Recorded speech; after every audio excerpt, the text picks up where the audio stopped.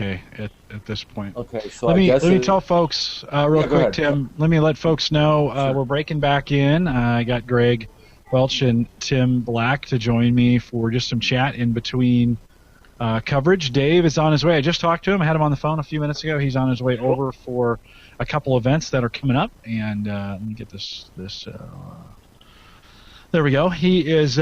He's on his way to, I think, a PepCom. Yeah, I think PEP. It's like PepsCom or something like that. I never know how to pronounce that silly thing. But anyways, he's on his way over there, and I just thought I'd grab a couple guys and we'd do some chat, maybe get some impression. Tim, we haven't talked to you yet about CES. You've been kind of lurking in the background. Yeah, What do you think so far? I haven't seen a whole lot of it. The coverage last night was really good, I thought. For somebody who can't make it there, it's nice to be able to have a front row seat, even virtually. Yeah, does it feel that way to you guys? Now I'm a little jaded because I Does do to me. I've never been there, so. Okay. Yeah, no, Yeah. it's good. When you it's I was there for 2 years, and then this is my second year of kind of covering it, from the studio, so to speak.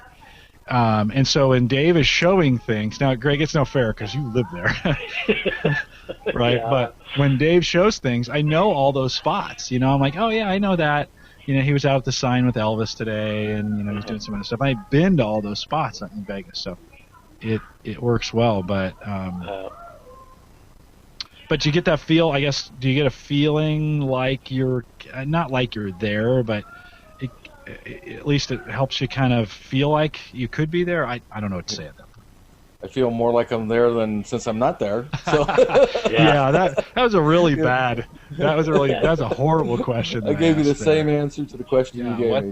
What would you answer to that? So. Well, even though I've been here, being able to pull in what you've recorded, and like all day today, although on my phone I can't pull in just the audio, so I literally would open it up on my phone in YouTube, walk around with that thing on in my pocket, and I had the headphones on, so I'm just like, okay, he's looking at alarm.com. Okay, cool. I'll have to look that up. So I have a little notepad. I'm just writing my notes.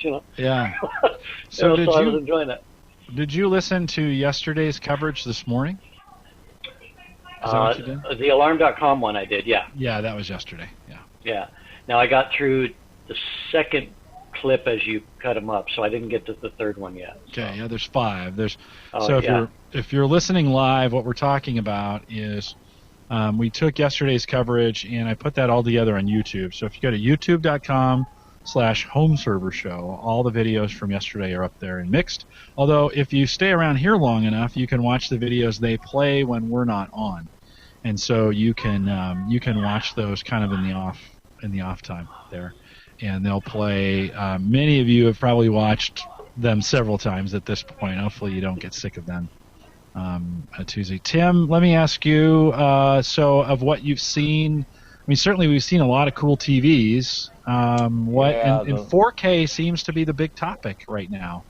Yeah, I've been really digging some of the sets that he's been showing in the 4K. It's a new technology, and it's it's one of those things. I learned a long time ago not to become a early adopter on this stuff because the tax for that is just too high. So I usually lay low until prices level out. But I'm glad to see with that Sony keynote, I was happily surprised that they are already creating a lot of content. And, a lot of these, most of these movies are already mastered in 4K or even higher. Some of them are mastered in 8K. So, Tim, do you understand 4K? Can you explain that for the average guy? When we say 4K, it's just a higher resolution. It's more pixels. It's I don't know exactly what the ratio is. Yeah. I think it's at least twice or maybe 4 times. You'd have to do the math on the resolution, but it's at least twice 1080p. Yeah, and I think it's a way bit more than that even. So yeah. It probably is. Yeah. So Chris says it's double 1080p. Yeah. Or it's 4. Paul says it's 4 19 by 20 by 1080 screens. Paul would know. That's pretty ridiculous. Let's see, who just came in? Oh, there's Ed. Eddie. How are you, Ed? Hey, Ed. Can you hear us? Can we hear you? He's probably auto-muted. Oh, you're probably auto-muted, my friend. He says yes, he's auto-muted. You can auto-unmute if you, or you can manually unmute. Just hold up cards. Lingo too, we're going to do that? Yeah. Let's play No, you're good. You're good. How are you, man? I haven't talked to you in a while. I think I'm online now. How you guys doing? Good. How are you? Good. Fantastic. Trying to catch up on some CES action, see what's going on. Oh, nice. Have you been following the coverage here? A little bit. Unfortunately, this week I'm on the help desk answering phone calls, so everybody's back from vacation, so it's password reset Mondays. Yeah, that's got to be horrific. I get that. It was brutal. Yeah, everybody yeah. Little Johnny Walker Black and some Coke. There you go. Get you through it. Get you to the end of the day. Hey, Exactly. how's the shelf or how's the desk behind you there that you built? Solid as a rock. Yeah. See, I'm not sure if you can see it there. I got an old Emax sitting on there. I was trying to resurrect and finally bit the dust. Nice. For those who are watching in the live stream, you can't see it. The last time I talked to you, Eddie, you were building this custom desk. That's right behind you. It's kind of like a workbench back there. Correct. Yeah. Correct. Well, I didn't build it. I paid someone to build it for me. I know my limitations. You didn't have to say that, man. I would have given you the credit. That's okay. You know what? My conscience is screaming. You know what I mean? That's the best kind of do-it-yourself project, is when you pay somebody else to do it for you. Exactly. That's right. Well, hey, we were talking about 4K displays, and I was I don't really follow TVs, and so there's been a bunch of stuff that's come in the chat. Right. And somebody just said it's based, because I said, what's 4K, right? Are you up on TVs? A little bit, only from what I'm catching on podcasts and so forth. I think today Vizio announced that they're going to be launching their line of 4K TVs for the masses, that for what they quote unquote say the average guy can afford. But it's still in the $10,000 stratosphere. Yeah, the price. I mean, it's just too early yet. Exactly. Yeah, that's one. Maybe to wait till the end of 2013 before I dip my feet in the 4K. Exactly. But again, you're talking to a guy right now. I still got a CRT TV set. I'm thinking about getting a plastic at the end of the year. Wow, you're going to be able to make a couple jumps. I've still got my original high def was a Zenith CRT. I still have it. It's got a great picture on it. 720p, but of course it weighs 300 pounds. But how big is it? It's only a 32, but it probably weighs about 250 pounds. Mm-hmm. It was one of the first high def. It was a 720p. Had a built-in tuner, digital. I mean, it's a nice set. It's just huge. That's what my Dell has. Yeah, I think I have the very first Dell that came out, the W3000 or something, 30-inch speakers on the side, tuner in it, and I think it was Dell's first, but it's still plugging along, 720. So. Yeah. So Paul says it's so basically if you're in chat, if you're watching this and you're not in chat, you should be in chat. The way to get in that is if you go to thehomeservershow.com or surfacegeeks.net or theaverageguy.tv. All three of those sites are simulcasting this broadcast, and then right below the video is chat. And then you don't even need a log in to get in. Just type something or click on it, and you're automatically, and it'll ask you for a name. You can put in anything you want, and then you can join us in chat. So Paul's been very helpful, a tinkerer guy out there, and he said, simply put, 3840 by 2160 display is 4K. So he actually put a more detailed description in there. There's no way I would have been able to understand that, but he broke that down. So. And he just said the audio dropped a little bit. Looks good here. Maybe last 10 seconds. Okay. So okay, we're back now. That's okay. So Paul said 3840 by 2160 is a 4K. That's a lot of resolution. Yeah, seriously. Yeah, everybody I've talked to that has seen a set like that says it's almost like looking out a window. It actually is just like you're looking out the window. It's that clear. Probably a good analogy. We went and saw The Hobbit. Oh, did you? the other day, 3D, the whole experience, glasses, that whole experience, and it's shot with a different, faster film. 48 frames per second. Yeah. Yeah, and I'll be honest, it was almost like for the first 25 minutes, I couldn't believe it was a movie. My brain would not accept it as this is a real experience. It was almost too real. It was almost too clear. It was like, remember the first time you saw HD, and you're like, oh, I'm not sure I want to see that much detail on somebody. And especially during the 5 o'clock news. Yeah, but I've heard that comment from. I haven't seen the movie yet, but people who have seen it says it's almost ultra real.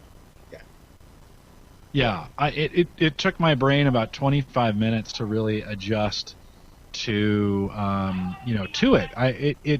It kind of ruined.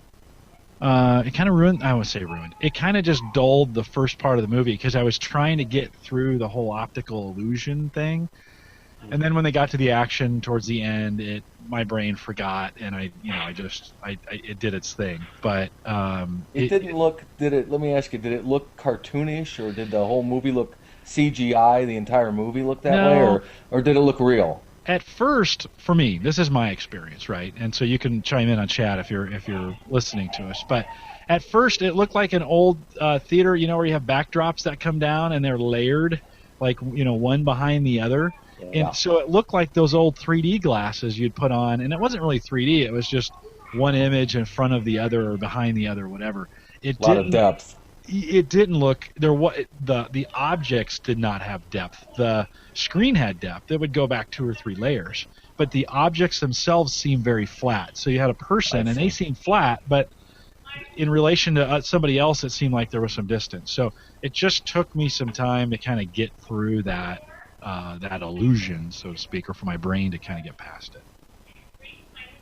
Yeah, I concur, Jim. I saw it too in 3D. I paid up. Me and my brother-in-law went and saw it. It was the same thing. The first 20 minutes where they give you the background and give you the settings for the movie, my brain was getting adjusted for it as well. So I concur. Well, it's like Paul said in there. You're going to a theater that's a very large screen, and you're seeing an IMAX, and at least you can absorb that. But like a 4K TV, like Paul was saying, and even sitting on a couch 12 feet away at 55-inch television, that's a bit hard to grasp and enjoy.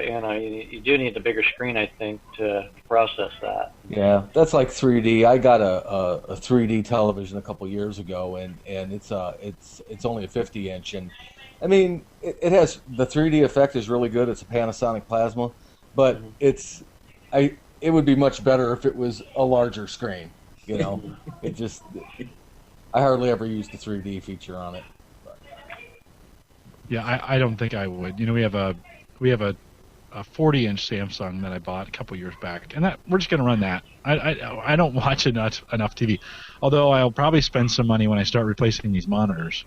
I will probably spend some money on some Ultra Sharps or something like that because I spend so much time in front of them now. I really need to get the best possible monitor that I can get my hands on. Hey, Greg, do me a favor. I'm picking up a ton of your background noise. So if you can, if you can either mute or bring, I don't know if you have a way to bring the field down or. Yeah, let me take a look real quick here. Okay, that's fine. I hear everybody, but now you can't hear me. Well, I did have a setting. Well, I had a setting on here that is supposed to drown that out, like sends out the signal.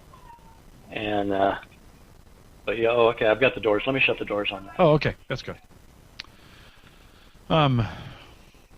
Eddie, have you been anything else? Anything from you've been busy today doing some stuff, but coming up to CES, anything you were looking for? Well, just kind of seeing what technology's out there. From what I'm seeing and reading and so forth, that I was really hoping that Microsoft was gonna give us some more information on the Surface Pro. I didn't even get a chance to tell you, but the other week I took a trip down to the the pop-up store they got over here in Charlotte. They got one in the South Park Mall, and I gave a plug-in for the Surface Geeks to the couple of guys down there. Oh, nice. But, talking to them, and believe me, those sales reps, they hate me with a passion. I was grilling them like something fierce. This poor lady walked away after about 5 minutes. because I'm popping all these technical questions. What about this RT and what can it do? Tell me, sell me. I was just pretty much blatant. And I said, look, because literally right around the corner, if you take like 10 steps, hook a right, the Apple Store's right there. And I mean, the Apple Store is like gangbusters. I mean, you got to beat people out of this store, I mean, there's just so many people in there. And, and then I go to the Surface, pop-up store they got there, the Microsoft pop-up store, and it's like, 3-4 people, and they tell me that at the end of the month they're going to have the Surface Pro tablets, and I told one of the guys over there, I said, look, I'm going to be back down here when you guys have the Pro tablets. Be ready for me, because I'll be popping some more questions. But it just seems like one person is the most knowledgeable, and everybody else is there to ask the basic questions. So when you get somebody like me going down there and ask all these technical questions, you're like, oh, wait a minute. Let me get the technical person to come over here and really ask the questions. Because basically what's explained to me was the Surface Pro, it's going to be about a 10-inch tablet. It's going to run an i5. Now, they're telling me it's a 4-core processor, so I'm waiting to see that. Because if it is, then with hyper-threading, you're going to get 8 cores, 64 gigabyte or 128 SSD. But my thing, it's just, my concern is that Microsoft is not spending the money where they should be, which is in advertising. Because, again, if you come down to South Park Mall on the weekend on Saturday, the business is going to the Apple Store, and there's nothing being generated to the Microsoft pop-up store at all. It's pathetic. Yeah, don't you think, though, that's a lot of that is this, Apple has such a huge fan base that they built up over the years. And, Microsoft's new kid on the block with this. I mean, I know early December when I went to Chicago with my brother, I actually met up with Rennie in Chicago. We went to one of the pop-up stores there in Chicago, and now granted it was probably a week or two before Christmas. They were very, very busy. Yeah.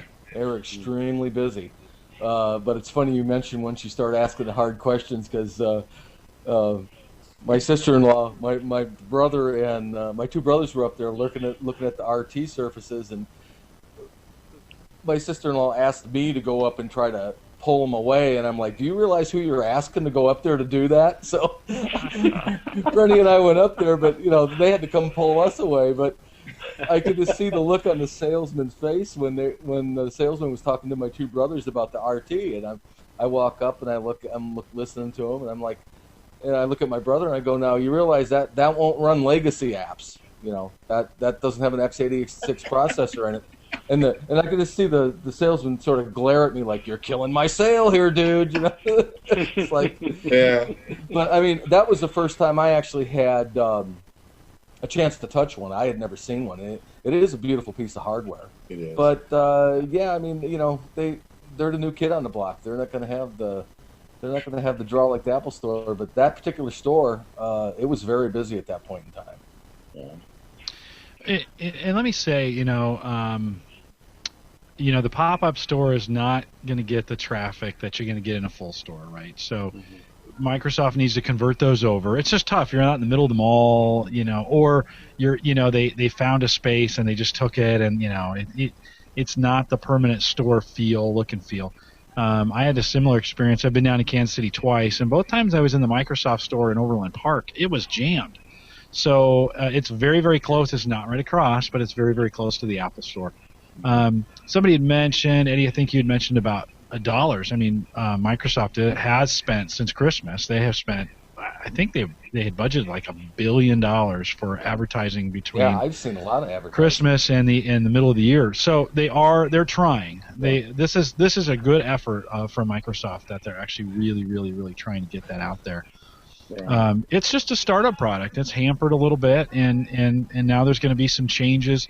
I think we saw. Did any of you guys get a chance to see the MSI demo that Dave did this morning? Have you guys watched that yet? I did not. Yeah.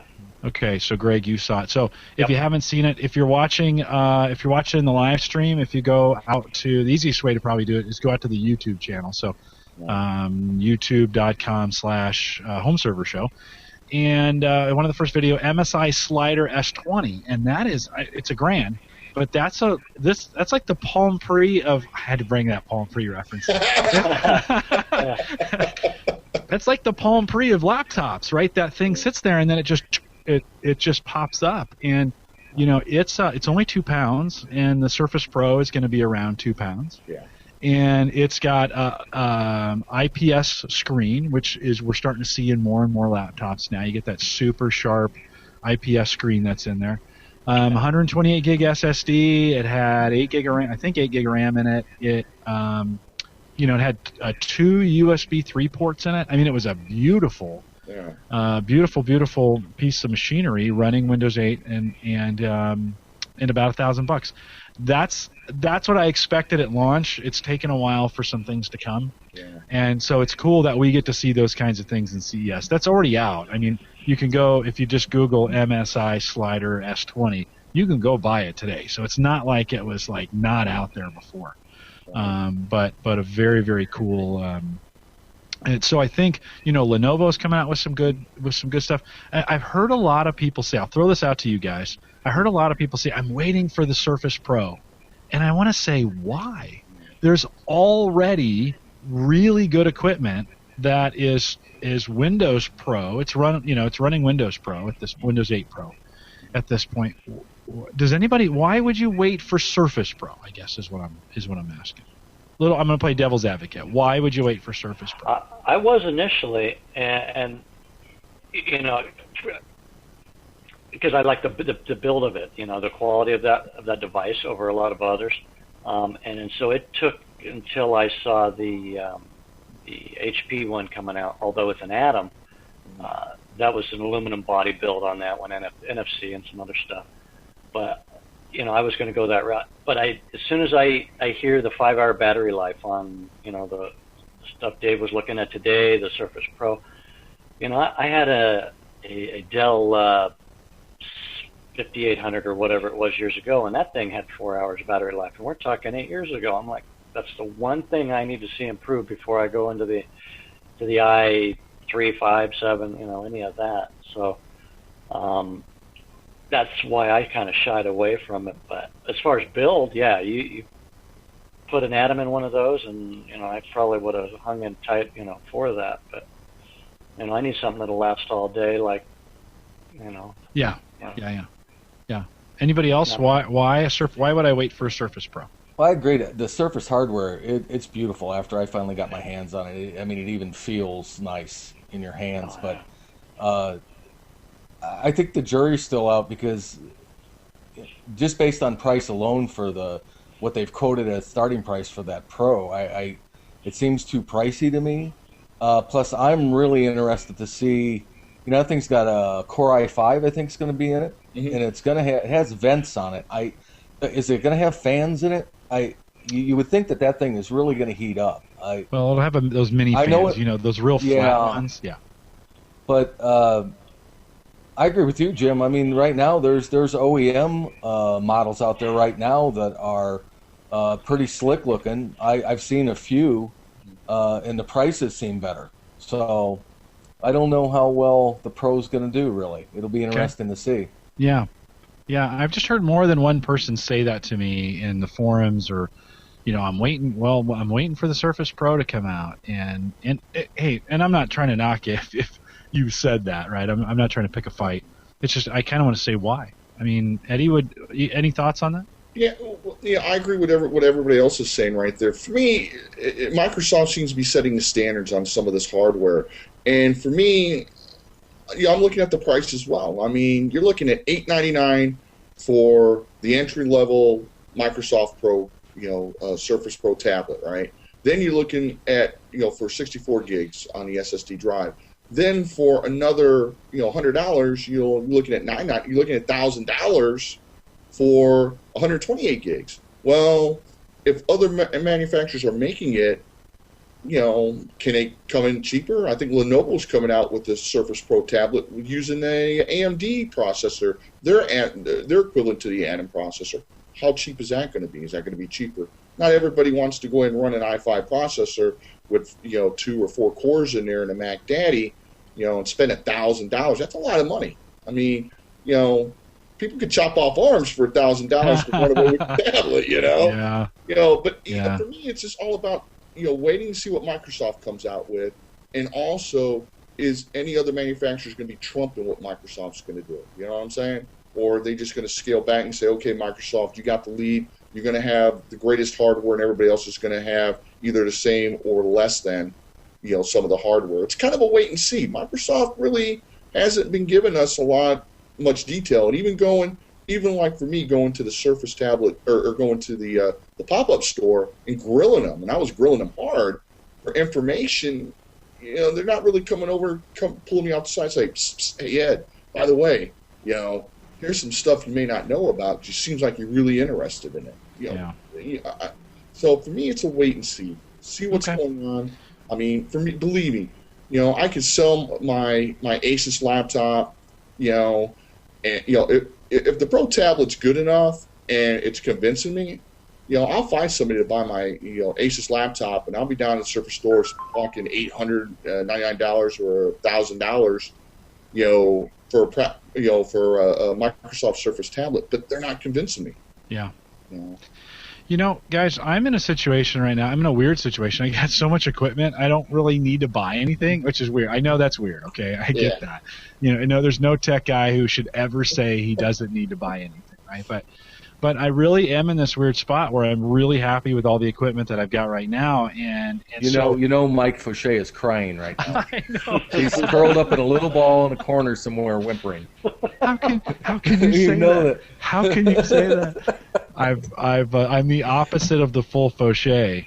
And so I feel you. This stuff all looks great, but I'm not necessarily right now. I'm not necessarily compelled for my own reasons to go out and just purchase something new because it's new.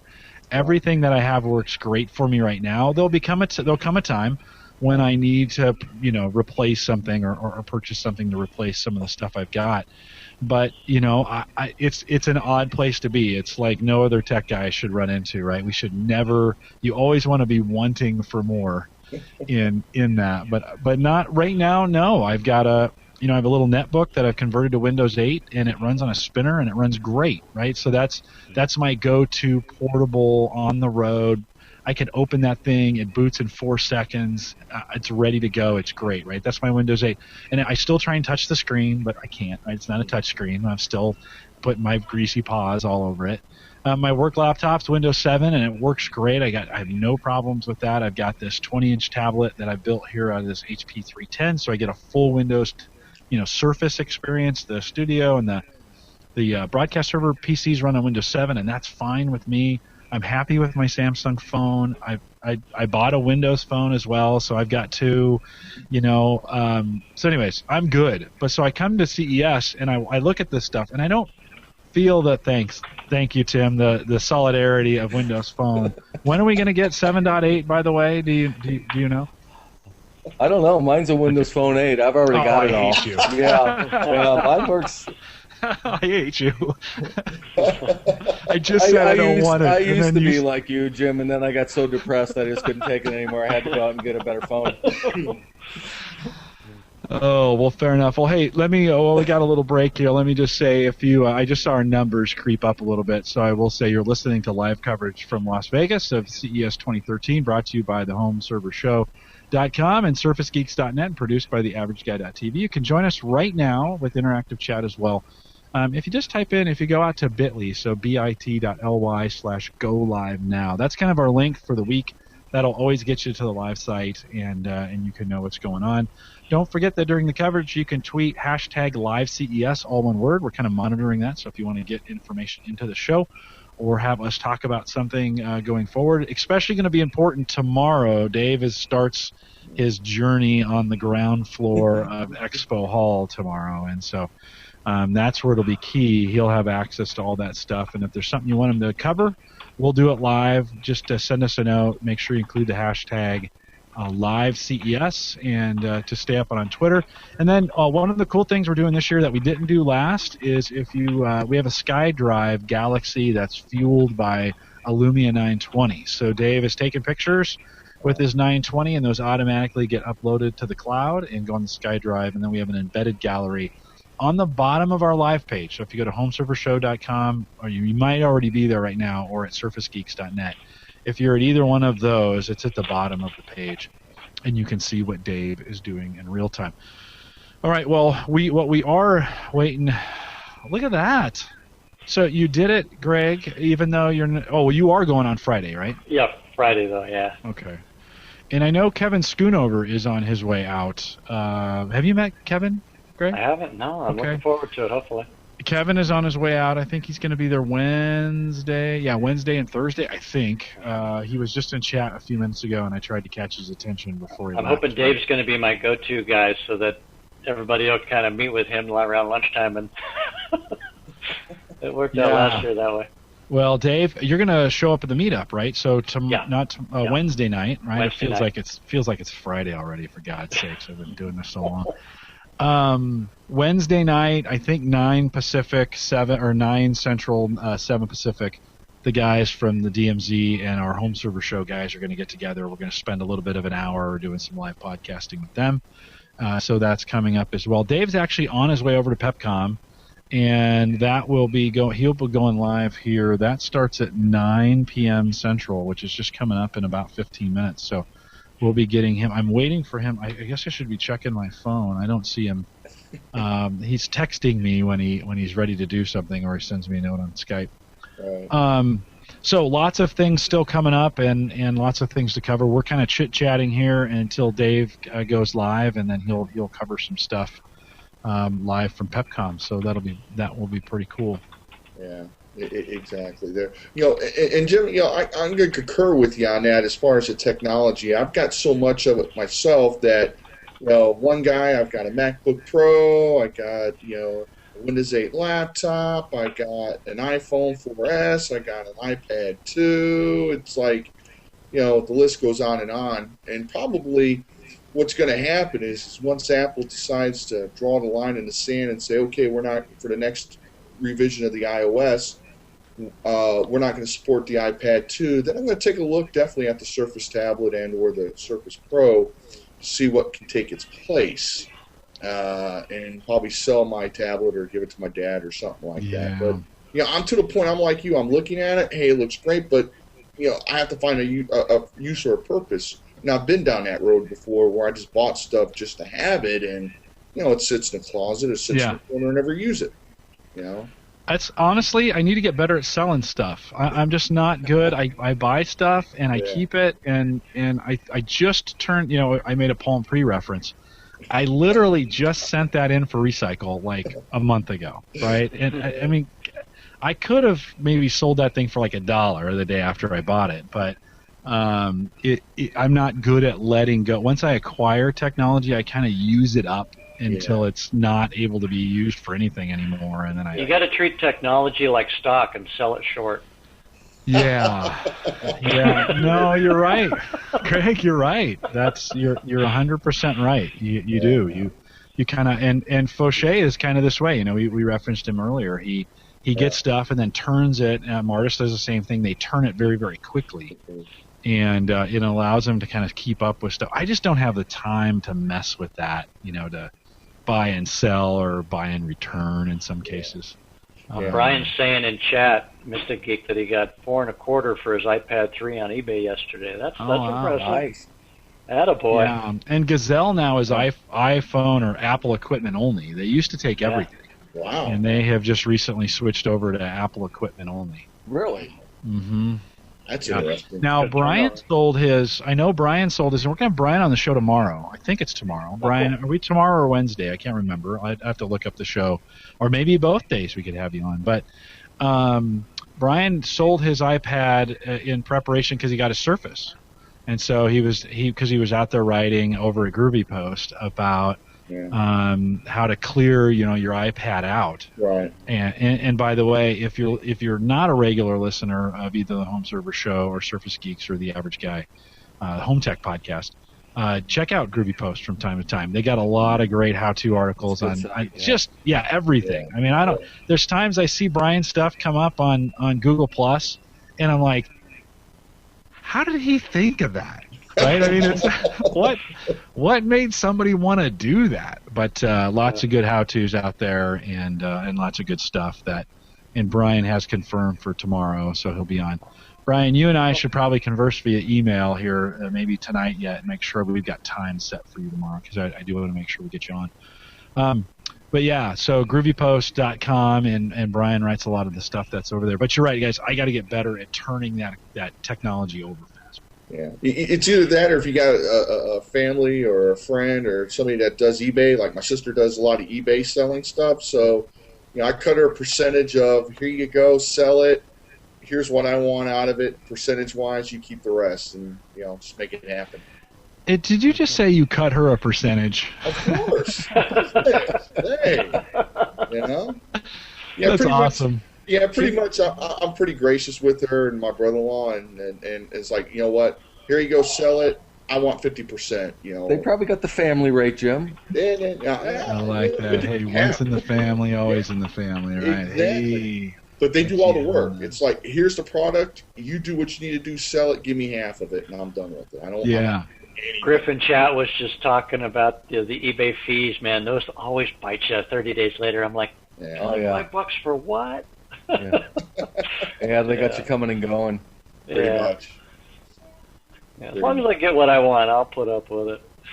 There's the other thing you can do is you could negotiate with the family a little bit, and if they're going to buy something, say, hey, I'll pay $25 of what you're buying if you just let me have it for 2 weeks. Right. Kind of let me, and then I'll train you on it. That's a pretty good deal. I just made that up, by the way. I've never done that. And then say I'll train you and hand it. I mean, that'd be a great family deal, right? Let them go, and then they get, you get to review it and mess with it, and then you turn it over to them, and you're out $25 if that's what you negotiate. It's a rental fee.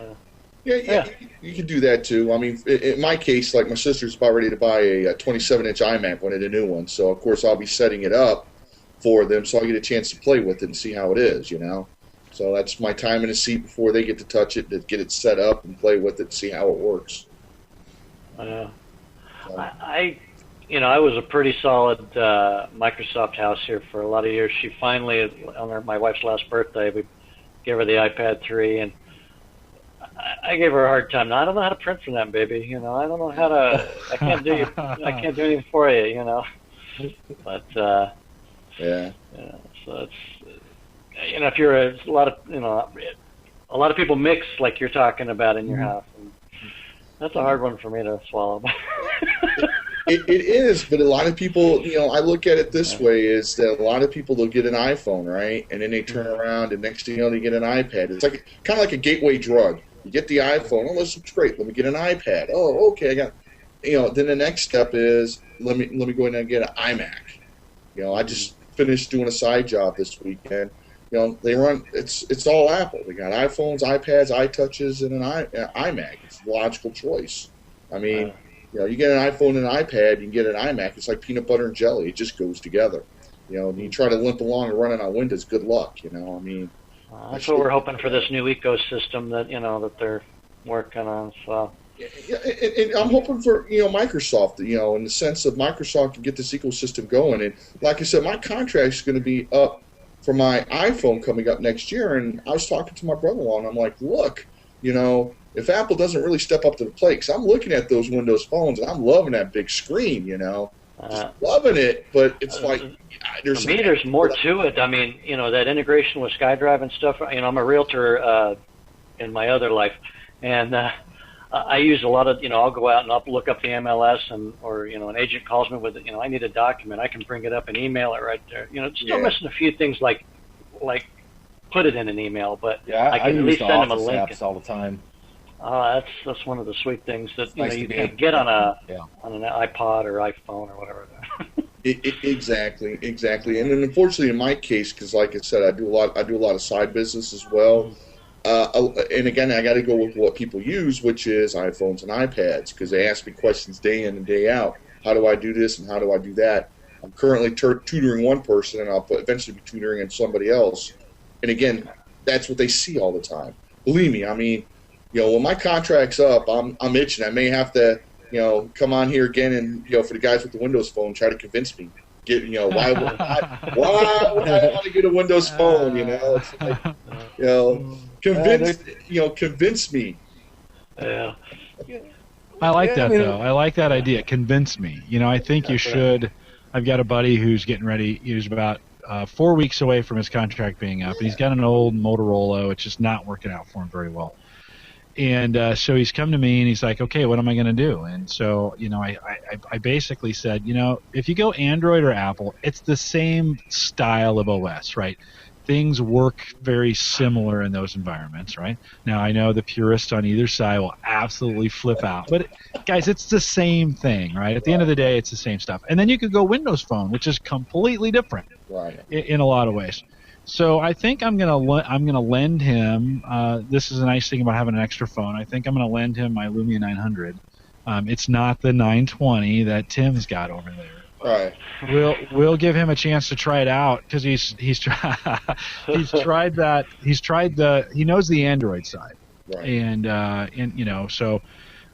He's going to try that, and then I think if he doesn't like it, I'll say, well, you go to the store, try a new Android, try a new iPhone, buy the one that seems easiest for you. Because at the end of the day, if you're not using your phone, why just spend all that money on it? Yeah. It's a tough sell, to get people to switch, especially if people have already invested in the Apple ecosystem and they're an Apple household. I mean, it really doesn't make any sense for them to switch. No. Especially if they spend a lot of money on apps or iTunes or whatever, or anything that's completely locked into the operating system. But, I didn't know any better. This was my first smartphone, so Yeah. and I'm predominantly Windows here at home, so Yeah. that was it's fit my needs, Yeah, and it works for you, right, Tim? I mean, you don't. I love the phone. I had the first iteration of it and liked it. And this is just icing on the cake now with Windows Phone 8. I really do wish I was really hoping. I had that Titan, that HTC Titan when I had Windows Phone 7. A lot of people don't like the big screens, but I was really hoping they would come out with one that big. The Lumia is almost as big, but it's a little bit smaller. Samsung came out with that at TVS, but it still isn't in the States yet, as far as I know. They released it in the UK, and it's that phone is basically the Galaxy S3 running Windows Phone 8. Yeah. But no, it's worked for us. I mean, I have one. My wife has one. My daughter has an 820, so we're a little bit fanboyish here overall, but but not any more than you with the iPads and the Macs and all that. If you like it, you like it. It's what works for you, and that's what Exactly. when I talk to people, they're like, well, hey, Ed, what do you recommend? And I just kind of ask them a couple questions to see what technology works for them. What works for me may not work for you, Tim, or Greg, or Jim, but just kind of got to find out what their needs are. Somebody doesn't need to spend. I mean, I'll be honest with you. When I got the 4S, I got the Mac Daddy. I got the 64 gig. 4S, and I paid for the Apple Care, and I dropped some money on it. Yeah, what did that cost you? Just out of curiosity. Man. All right, now you asked $1 million question. Well, no, I'm asking Literally for a $1 million reason. question. Yeah, you're big. All right, so it's of course the 16 gig starts at $199, $299 for the 32 gig, and $399 for the 64 gig. So I'm already at $399 with the 64 gig white phone. Then you add another $99 for the Apple Care Plus, which I have to redeem it pretty soon because I've already dropped it. Within a month I had it. So I'm looking, $399 plus another $99. You're looking $500.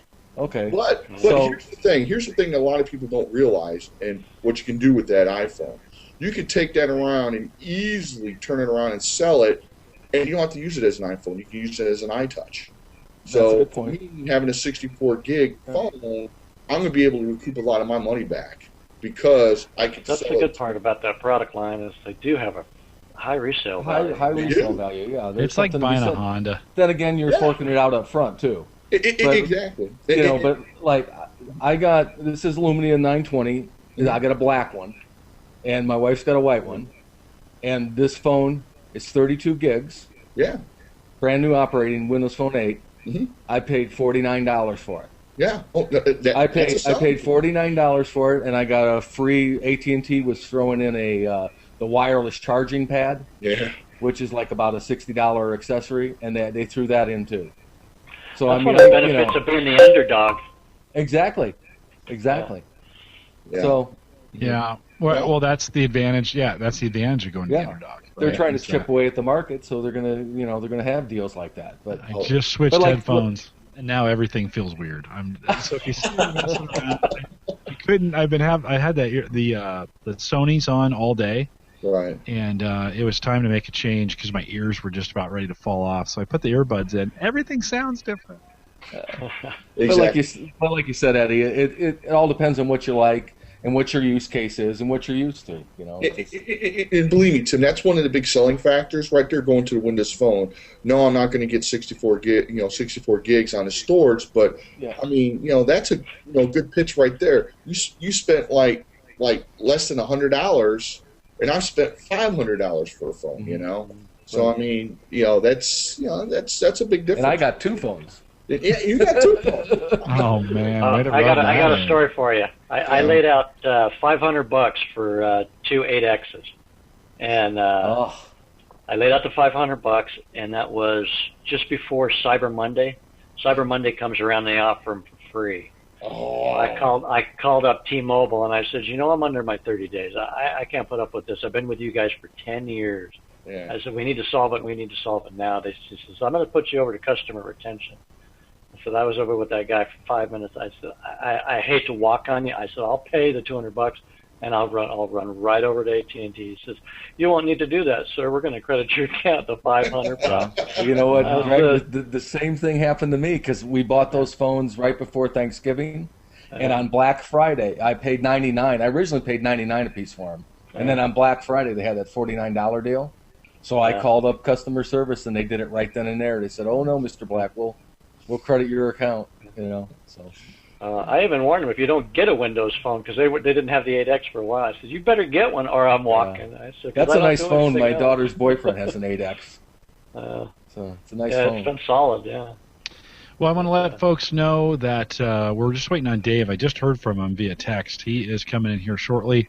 He left his phone in the car and had to go back out. Yeah, had to go back. I'm sure he'd plugged it in to charge it and just left it. By mistake, so he had to walk back out and get that and come in. So the event has started, and actually I've got a list of vendors that are going to be at this. Guys, let me just tell you, when Dave comes in, it gets a little crazy. So I'm going to ask you, if you want to stay around, you absolutely can do that, but mute your mics for me. Just because there's a lot of noise going on and it's directed traffic. If you want to ask questions when Dave's in there, just wait for a quiet moment to do that and jump in and ask him a question. So you're welcome to stay around. Any of the other hosts that are out there that and you know who you are, if you want to jump in too, you can. Or we'll be around for a little bit more this evening. Dave's going to probably the next 2 hours, I think, will be at this event. And so let me just roll through some of these vendors real quick that we might see there. And I think there's some probably of interest for us. As I think about kind of some of the things we do. Of course, AMD is going to be there. It'll be interesting to see what they bring to that event because I'm sure they have a big booth somewhere. But AMD is there. Asus will be there. AVG, the antivirus, that's a topic that's come up a bunch lately just because Microsoft Security Essentials is so bad. Beats Electronics is there. Boxy, kind of behind the scenes a media center, so to speak, that it's tried to get a little traction, but hasn't necessarily made it. Buffalo is going to be there. Chevrolet, that's interesting. Blue. So we spent a lot of time talking about Blue because we all have the Blue mics, and mine broke, and of course they took care of me. Tim's got his Yeti right there, and we've all been around that. So I'm hoping he goes to the Blue booth because I kind of want to see. They got some spectacular looking mics that have come out recently. D-Link will be there. Dolby. Let's see. Let me keep rolling through this here. Fisher-Price. That'll be good for Dave. Fitbit. I'm just kidding. Fitbit will be there. Fujitsu. Garmin. Gazelle. GoGo. GoPro. HP, of course, will be there. HTC, IoGear, iRobot. Who dropped? Oh, there's Chris. Chris, I don't need you back in the chat at the moment, bud.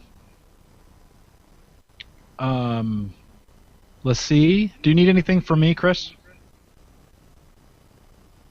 I can't hear you, bud. You're muted. He's muted. Sorry. Yeah. Do you? Yeah, I'll drop out. Okay. Let's see. We'll be there. Lenovo, Linksys, LightScribe, Logitech, Lowe's. That's funny. We saw Lowe's yesterday. You wouldn't expect Lowe's to be the technology, but they're selling some. Let's talk real quick. Have you guys seen this Nest thermostat that seems to be? We did it about a year ago. Gordon Schmidt reviewed that on my site, theaverageguy.tv, and I hadn't heard of the thing. And all of a sudden, I saw it on This Old House, and I see them sold at Home Depot and Lowe's. Guys, any desire to have a programmable Wi-Fi enabled, it learns your habits thermostat? I'm definitely in that sort of thing. Anything automated really helps. So cut down on the electric bill. That's the one thing in Vegas that'll bite you. Not so much during the winter, like right now my bills are $75, no biggie. But you hit me in the summertime, and I can hit the 500s easy. Wow. Yeah. Oh. So if I can, and the one thing I don't turn off is my servers. So you're creating heat in the house to get it as well. Yeah. That's funny. Eddie, have you seen those? Yeah, I've seen them. I've seen them in Lowe's. One of the things that, me and my brother-in-law were hanging out, getting some stuff in Lowe's, and we saw the display, is one of the things my brother-in-law mentioned to me is when power goes out. I'm not sure if they got a battery backup on that thing to where if the power goes out in the house and it comes back on, does it reset? So that was one of his concerns. That's a good question to ask. I'll have to. Maybe Gordon's out there, or if he's listening, I'll have to run that by Gordon. He's got one. Yeah, because I've got a Honeywell programmable thermostats, and they got battery backups, and I love my thermostats. Yeah. When I bought my townhome last year, that was one of the things I said, look, I need a thermostat that an 8-year-old can use. I want to go up and hit the buttons and change the temperature if I need to. Mm-hmm. So, but yeah, I mean, and that's when Nest was like what you were saying, Jim. Nest was coming out, and you haven't heard much about it. And now it's out. I'm like, maybe all that money I spent on those nice thermostats. I don't know. It's kind of like a weather station for your house. It's one of those kind of things where it keeps track of stats, and you can go in and log into the page and figure out what it's doing for you. And this might be a text. Nest is going to be there, so maybe we can have Dave look them up. Yeah. So this is the one that learns your habits too, right? Yeah. Actually. Mm-hmm. Yeah. And you can log in through the Wi-Fi and turn it on or turn it down, or if you forget to turn it down before you leave on vacation, you can come back in through its web address and manipulate it from anywhere in the world. Exactly. But that would be a good question, maybe for Dave. They're going to be there. Yeah, they are going to be there. So we'll have them go by there and ask them if they've got a battery backup. Nikon, Nook is going to be there. Olympus, Ovo, if you've ever used them for any kind of video conferencing. PlayOn's always there. They have anybody? You guys, have you really used PlayOn before? Have you done that?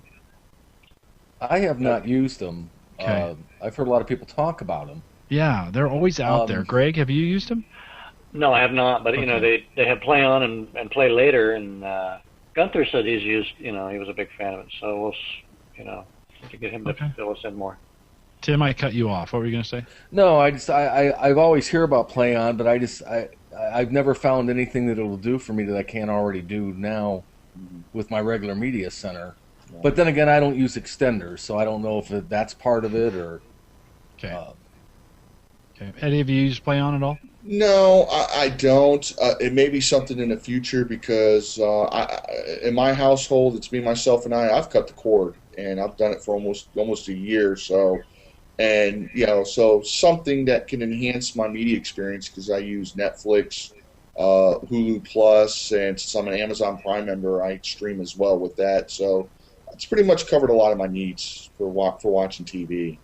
So how's that cord cutting working out for you? I'll be honest with you. If I was married and had kids, I wouldn't be saying I'd be cutting a cord. I'd had cable. So since it's me, myself, and I, yeah, exactly. Hey, It's actually worked out, and it makes me think outside the box a lot for some of the programs that can't watch. For example, I love the History Channel, and they just released an app for the iPad that I can watch a lot of the TV shows on there from the History Channel and Lifetime and also A&E. So sometimes it's like, hey, I really want to watch this show, and you got to think outside the box. How can I watch it? Like I like to watch Susie Orman, like to watch her show. I can get it through the internet.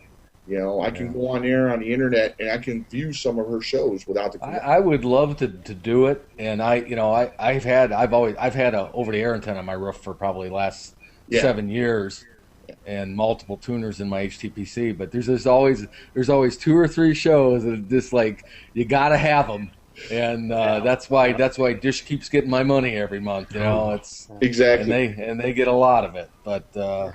But you're right. I mean, as the online content starts to grow and more of it shows up there, some of these shows are up online the day after they're shown. So exactly, maybe someday. Yeah, maybe someday. And you're right. For the 1 or 2 shows I can't live without, that's why I made a deal with my sister and brother-in-law. They live like 10 minutes from me. And I was like, look, I'll give you use of my TiVo, but I just need you to record these shows for me. And I'll come over there and hang out and watch the kids for you. And I just want to watch these shows. So, I mean, you know, it's kind of, you know, for the 1 or 2 shows, I just can't live. Yeah, if I have to tell my daughter she can't watch Honey Boo Boo anymore, it's going to be a riot. Yeah, it's not going to be pretty. Is that TLC? Is that the Learning Channel? What's that on? Lifetime? The Learning Channel. That's an oxymoron, isn't it? The Learning Honey Boo Boo on the Learning Channel, huh? Okay. I'm not sure. I don't watch it, Jim. My daughter does. Yeah. I don't see how you can. The we cut the cable about 3 months ago, and we had a couple shows still left on TLC that we like to watch, and then they kind of stopped. And so I was talking to Sarah about it, and she's like, "Yeah, let's just cut it." And so everything's over the air HD for us at this point. But I've been looking at Play On. That's like $40. They run these deals all the time. It's a one-time deal, and then you get access to all this content. And we've been talking about Plex a lot lately too, as a media center. That seems like they're kind of coming on or giving it another run. Plex has really come a long ways. I know Cable Devil, like Bill Pullman, likes Plex, and I would be willing to give it a try. But I believe that you can't do it. It has no tuner support. So you wouldn't be able to do any kind of DVR functionality with it. And that would be the only thing that would be holding me back. Yeah. But it's got a very beautiful interface. I don't know if you've ever seen the interface, but it's really nice. It's similar to Media Browser or My Movies in the way it brings up the background images and displays the metadata for the TV shows and the movies. The UI is really slick. It is. Okay, guys, I'm gonna have everybody mute for me real quick. I'm gonna give Dave. He's ready to be brought in. So let me try that. And if you guys can mute for me 1 sec, that'd be great. Dave is in line somewhere trying to get into this event. So we'll see how it. He says it's lines like none other. So we thought we'd test the line just to make sure it was going to work for us. And maybe not a good sign that he is not answering right away. I'll be right back, though. That's fine.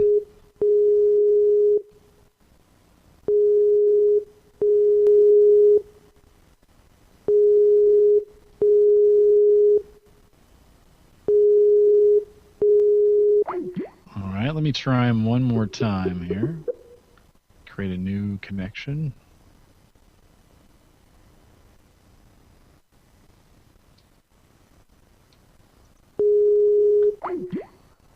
Oh, that didn't work very well. All right, one more time. It's always a challenge to get a hold of Dave in Vegas with Skype. Even the Google Plus was difficult at times.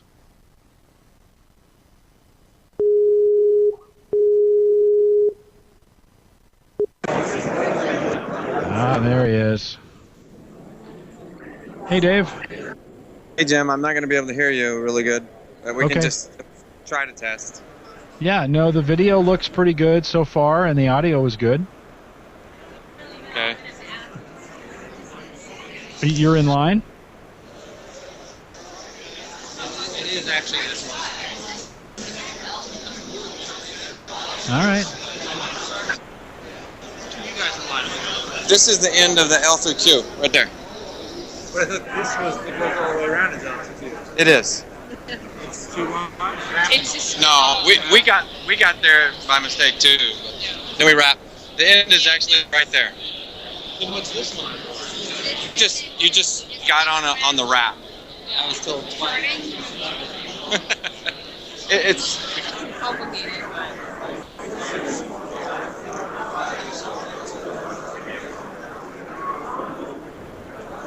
for all these guys. Yeah. Oh.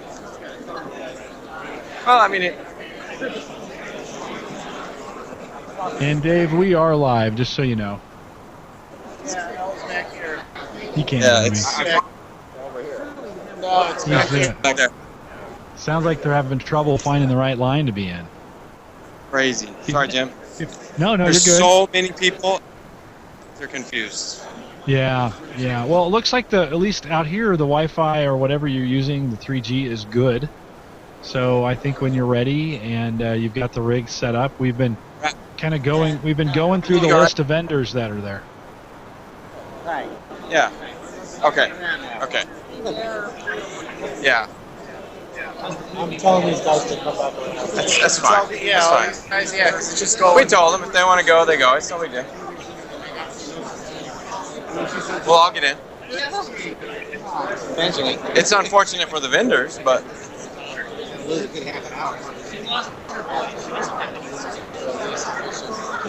yeah.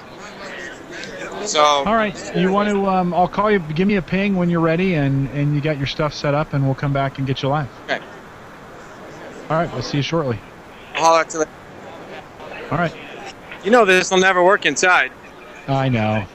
It's working great outside, though. Maybe we should just do it from here.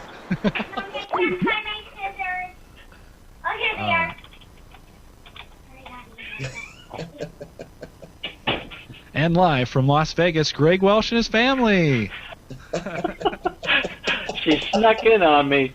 It's all good, man. It's all good. We've all got the kids that do that. Mine are just too old. They don't want to be around me anymore. So that's why I started podcasting. Seriously, my family was like, we don't really like you, and so I thought, well, I can sit down in the basement and get some podcasting done. So it's all good. Well, hopefully, let me switch this back here. So hopefully the video will hold up for us going forward. We were talking about Plex. There's just a plethora right now of these, like Roku-like devices. We talked about Boxy and some Roku. I used Xbox as an extender, and now I've got an HTPC out there that serves it up. I use like Media Browser and DVD Fab to rip VOBs I put them on the Drobo, and then the Media Center kind of consumes them off the Drobo, and that works really well to get that done for me. But there's tons of different options in the way to consume media at this point. I mean, Everybody's got a streaming box now. Yeah. I mean, it's Well, I just know when Dish was having those contract problems with AMC, and The Walking Dead got banned, and nobody could see Walking Dead. I called up customer service at Dish and complained about it, and they actually sent me a Roku box so I could watch it.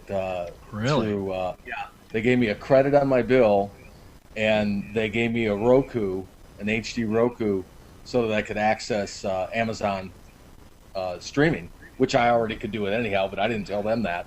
I got a Roku out of it, but I'm glad I did, because I can access Vudu through that too, and it's a nice little box. It's got some nice services on it. I mean, Twit networks on there. There's all sorts of other channels you can add to it. It's kind of slick for what it is. It's just the size of your fist, pretty much. Not very right. big. No, it's just a little puck. And the picture quality is really good. I'm surprised. I like Voodoo. Voodoo's, I use it off and on, and I'm a fan of Yeah, it. I like Voodoo a lot. It's when my band put up with it. Usually I don't have enough bandwidth to stream the HDX versions, but Tim, are you ever going to get better bandwidth? I mean, is there any hope? Do I need to write a letter to the city council? I can't believe I've lasted this long. It's personal. I told you, I got the hamsters spinning on a little wheel about a case of that 5-hour energy drink. I think that's what did it. That's the only reason I'm still going. Other Jim was saying in chat, he says he knows a guy at work that uses Boxy in his living room, Plex office PC. It serves a Roku in the bedroom and a WD Live TV somewhere else in the house. Nice. That's cool. That's cool. Yeah, no, that is pretty cool. Well, and really, maybe it's two things. One, you just like to try a bunch of different equipment, or two, maybe each place has kind of a unique, and unique function from a media standpoint. And putting a full PC somewhere, at our church, we had kind of a media kiosk, so to speak, and it would run announcements, and basically all it really did was run slideshows, and then every once in a while they'd watch a DVD on it.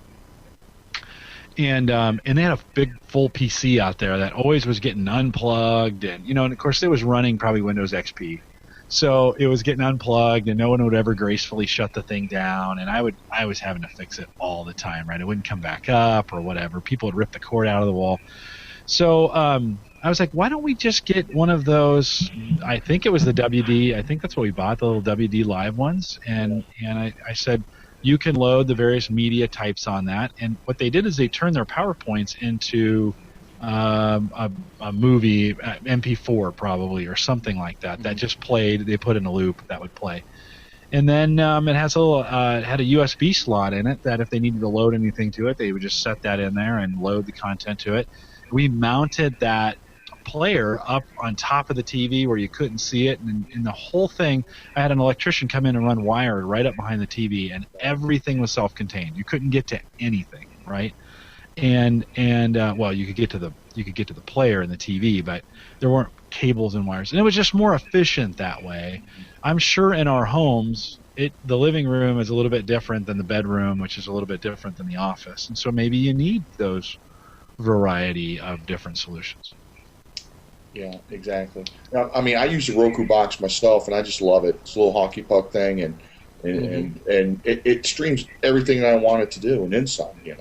From Twit TV to my Hulu Plus to my Amazon Prime. The only problem I'm having is lately I've been watching Fringe on Amazon Prime, and I'm not sure if you guys have ever seen that TV show, but it's the X-Files, to a little bit more scarier. But I've noticed that my video quality has dropped. And on the Amazon Prime, and I'm not sure if that's because of Amazon Prime or is it my ISP, but I got the fastest internet Time Warner offers, 50 down or up to 50 down and up to 5 up. So yeah, I still haven't figured that out, but everything else I can stream, no problem. I mean, it sometimes it'll pause and hesitate, and then it's like goes down a button, and I'm getting lesser quality, but it still plays. But I'm happy with the Roku box. Well, let me take this. Opportunity. I don't know what I just did. I clicked something, but let me take this opportunity. If you've just joined us, and we've got people kind of coming and going all night, so let me just tell you, you have found or listening to live coverage from Las Vegas of CES 2013, brought to you by the HomeServerShow.com, SurfaceGeeks.net, and TheAverageGuy.tv. You can join us live right now at any three of those sites, or you can just type in bit.ly/go-live-now. And then we're using a special Twitter hashtag for the coverage. It's just hashtag #LiveCES, all one word. As well as Dave has been posting pictures out to a special SkyDrive account. And I'm glad I'm saying this now because somebody, the last time I said this, said, oh, hey, I had no idea. If you go to the live page at HomeServerShow.com or SurfaceGeeks.net, go to the very bottom. There's a gallery, a SkyDrive gallery. And Dave is uploading the photos from his Lumia 920 right to it. So you can kind of see almost in real time the pictures that he's taken, and he's taken quite a few since he's been there. So you can go out there. Really good pictures off the Lumia 920 as well. So really good quality, and you can go out there and take a peek at those. We are waiting for Dave. He's got another evening of event, a couple hours of a bunch of vendor booths. So if you want to get the full experience for CES, and I know for you guys on the East Coast, it's going to get late. I get that. Yeah. You can sleep through work. So you can sleep through work tomorrow. So hang out with us. This is going to be there's going to be a lot of stuff, and it's going to be nuts. If you joined us last night for the coverage, all these events are just crazy. And it'll be, and last night, guys, Dave got more attention than anybody. I think he got more attention than some of the folks in the booths. Everyone he wanted to see his rig, and his camera rig, and he's got the monopole and some other things going on. So you'll if you stay around, you'll probably see that. Dave, I think we'll have him in here in just a few minutes. He was still trying to get in the door, so we'll have Dave back. So if you're wondering why a bunch of guys are sitting around talking about Roku's and Play On and those kinds of things, one, because all those guys are going to be at this event that Dave is at, and two, we just like talking about it. Oh, yeah. So it's just a lot of fun. So hang tight, and if you haven't joined us in chat, you're welcome to do that. It doesn't require an account. You just can head over. The chat's actually right below the window down there. There's a chat box from Livestream. You can just put your name in there, and you don't have to create any kind of ID or put any kind of password in, and you will be in chat. So join us out there. All right, let me roll through this list. I'm almost done. That's spurred some great conversation. So we'll keep going through. That. Sling Media is going to be out there. Sugar Sync, which I've been talking. I have some cloud storage know it guide out at theaverageguy.tv, and Sugar Sync makes one of those cloud storage options available to people, 5 gig free. And it says Sugar Sync will be providing demos of its brand new Sugar Sync 2.0 platform and providing a free 30 gig account for media to test. So maybe Dave will pick up a free 30 gig worth of data to test, and maybe he'll send that to me. I doubt it. Yeah, he's not listening. He doesn't care. Evo will be there. Toshiba. Let's see. Walmart. Visa. There must be. What's Walmart going to do? Walmart will be showing the newest additions to its disc-to-digital services. Walmart owns Voodoo. Oh.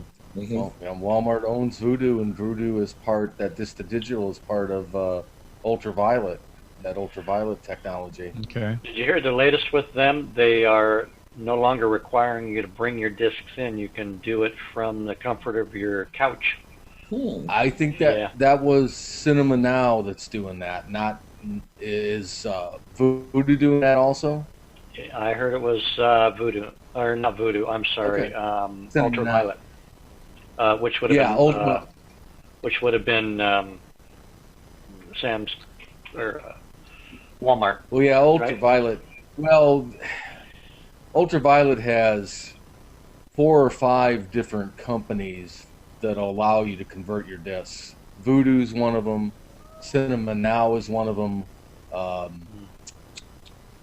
Flickster you can watch your online content with. But I think Cinema Now, who is owned by Best Buy, is the first one to actually start the at-home version. But I heard it was only for DVDs. It doesn't work for Blu-ray. Well, no, that's what I heard. I heard the other way around, that it was $2 for DVDs still. It's $5 if you go to the HD store. upgrade. You can go to Walmart and bring them, and they'll rip them. But to do them at home, $2 for the blue. Yeah. Now maybe they're gonna start doing that probably, because that was the ultimate goal, was to be able to do it all in the comfort of your own home. Yeah. Stop stamping their CDs. I've heard a lot of negative things about that Ultraviolet system, though. A lot of people having to sign up for 4 and 5 different accounts. Well, yeah, literally. I have 5 accounts. I don't know that I remember any of them. Yeah. And it's funny because I have 5 accounts, but yet I've not used it once. So every time I go, I'm hoping I have a family account. Mr. Bill in chat had asked me what model of earbuds, YURBUDS, earbuds.com. That's actually a company we've seen the last 3 years that we've been there. They make these really nice fitness earbuds, and these are the red Iron Man ones. These are actually 2. I think maybe this is the 3rd year I've used them. Could be. I'd have to go back and check. But they're the more expensive. There's 2 different kinds in this generation. Last year, Dave sent me the one that has the next generation has a phone microphone in the middle right here. If you can see it, it's not on these, but it's going to be right in the middle, and it's actually got an up and down and answer the call button. It's both iPhone and Android compliant. They're about $60, $70, and but they're guaranteed for life. And if anything ever goes wrong with them, you just send them back, and they'll send you a new pair. Which I know. I mean, I podcast 3-4 days a week, I know I'm going to wear these bad boys out. So the earbuds, I'm sorry, you're going to be replacing the set here. I had the box. Actually, the boxes, you can't see them. They're up there. Mr. Bill, if you want to know the exact model, tweet me at Jay Collison. I can send you the exact model, but they're fantastic. And then Chad K said Best Buy/Cinema Now is doing the home thing. Yeah. Heard it was in beta. That's the one that just started doing it. Oh, okay. Yeah.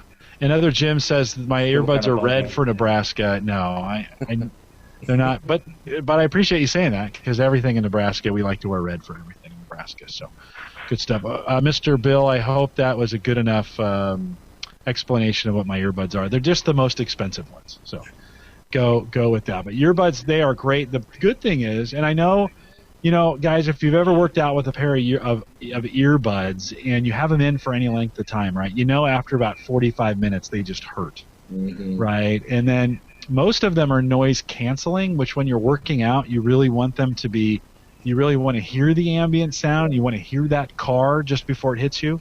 You want to know what's going on around you. Well, for podcasting, it's the same way.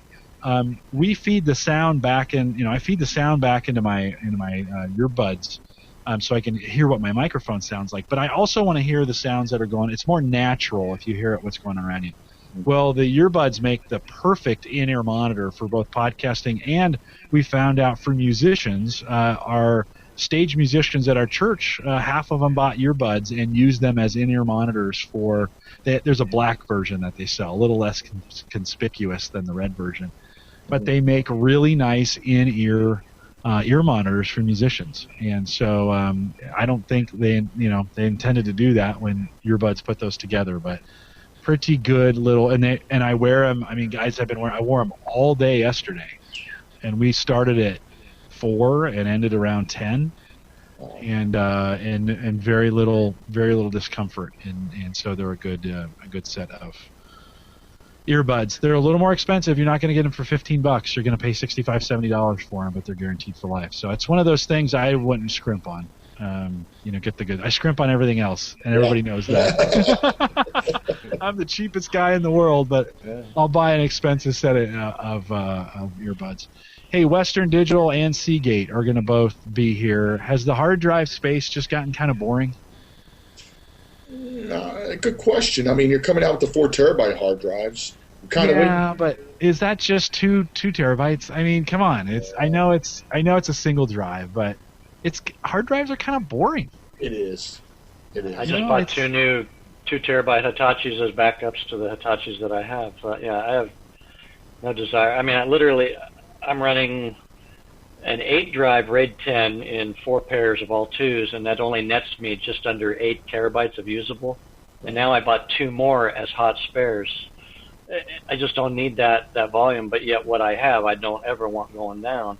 And with a RAID 10 with hot spares, unless I plug in directly into it. I think I'll be okay. So yeah. Well, certainly the sexy spot in storage right now is SSDs. Yeah. And so they're getting a lot of attention and a lot of technology changes going with those. And so good price drops. Pricing's come way down on those. Oh, I know, it's great. Isn't it great that the prices are just diving on SSD? It is. I think I saw a promo 160 something for a 256 just a couple days ago. I think that's impressive. Yeah. You know what, Jim? I'm gonna have to bow out. So all right, Tim. I appreciate you coming out. Yeah. Take care. Yep. All right, have a good night. Good night. I'll follow you. Bye. Yeah. Bye. We may pick up our Australian contingent here. It's noon time in Australia, so I just was pinging Andrew, and he said he might join us here shortly. So we'll see if we can get him on. I'll be bowing out shortly myself. Yeah, that's fine. Just let me know. I'm hoping to get Dave in here anytime, and that actually works out perfectly. You guys can hang on for just a few minutes longer. Yeah. We'll get. I gotta show you this. So, if you've been watching the show all day, at about what time do you think that was, Sarah? About 5 o'clock. She brings me down a glass of my favorite wine, And she brought the bottle down. She's like, "You want some?" I'm like, "Yeah, right." So she poured me a glass of wine, right? So it's not here, but not even a minute. And I go reach across the soundboard. You know, with this new mic, I have a soundboard set up, and it is between me and the soundboard, and I plow that glass of wine right into the soundboard. I mean, it doesn't pour into it, but it splashes pretty solidly into this, all over it. Yeah, all over the soundboard. Now, miraculously, the board doesn't go down. And we didn't turn it off. It's not like I reached over there, you know, and turned it off. I just kept talking because that's what I do, right?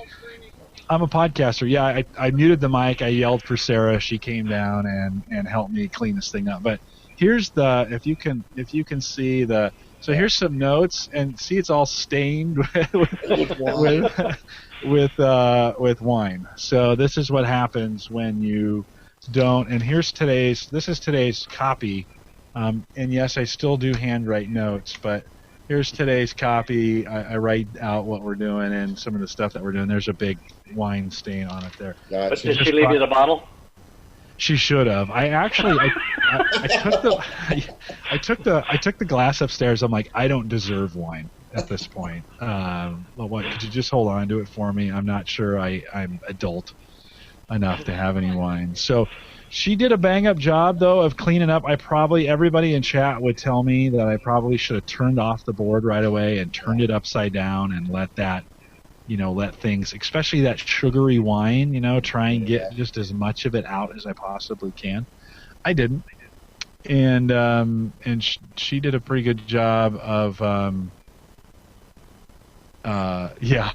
Chris says you should see my face. I was in shock. Yeah, I was pretty, you knock it over and it flies all over the place. And I'm like, oh, crap. I'll have to go back and watch that video because we record everything. So, yeah, that's been my day, which feels like it's been a really long day. All right, XI3 is going to be out there. They're eco-friendly. What does it say here? I've heard of them before.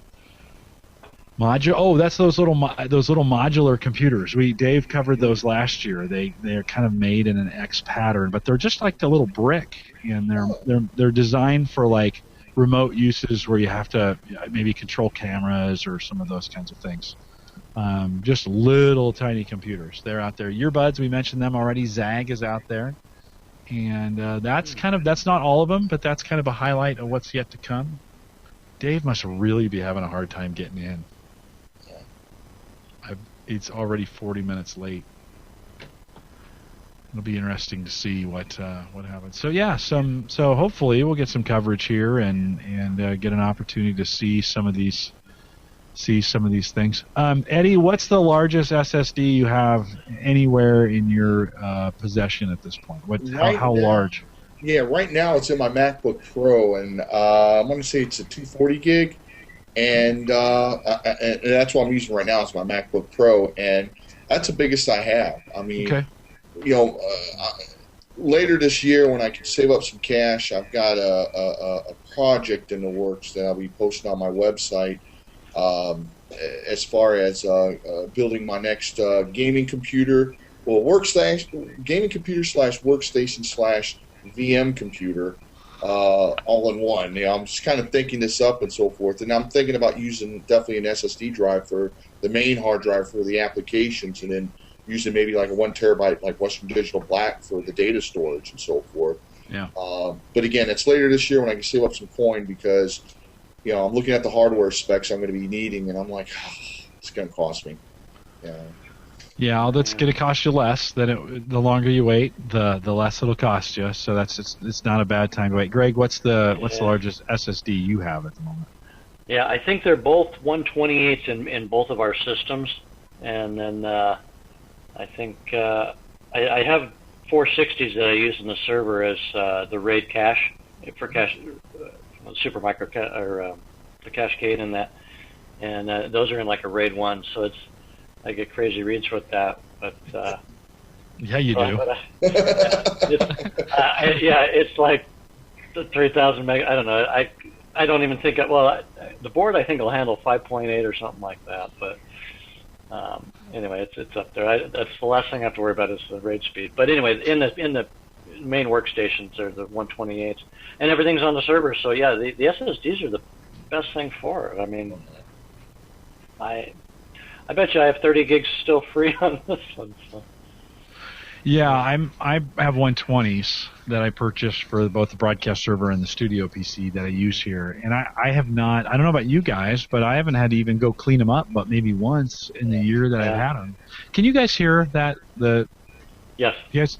You can hear it. Okay, give me one second. Hold on. But definitely, and Greg, I was going to mention to you as well. You were talking earlier about keeping up with your passwords. It's probably a great segue into LastPass. Yeah, I use that religiously, and save my hassle. I really like their Windows 8 app, and that is just, they did a good job with it. I even, the only complaint I'd have on the LastPass is their Windows 8 app for the phone. I mean, the Windows Phone 8. There's too much header in there. If they remove the header and just give you just the links, maybe I don't know, whatever. I forget what's up there, but they just need to remove most of that. Exactly. Yeah, I pay for the Pro account as well, so I get on my iPhone, and I love it. 'Cause, does it have as much header in there? I mean, below the links? Not as much, but it's just kind of like I don't know. It's like a frame all the way around. Yeah. They just that'd be my only complaint. But as far as on the Metro, oh man, I love the look. Oh yeah, I mean that's what I'm trying to look at it right now. It's like it's against that one. all different apps. Okay, Dave looks like he's ready, guys. Let's give him a call if you guys will mute. Would this be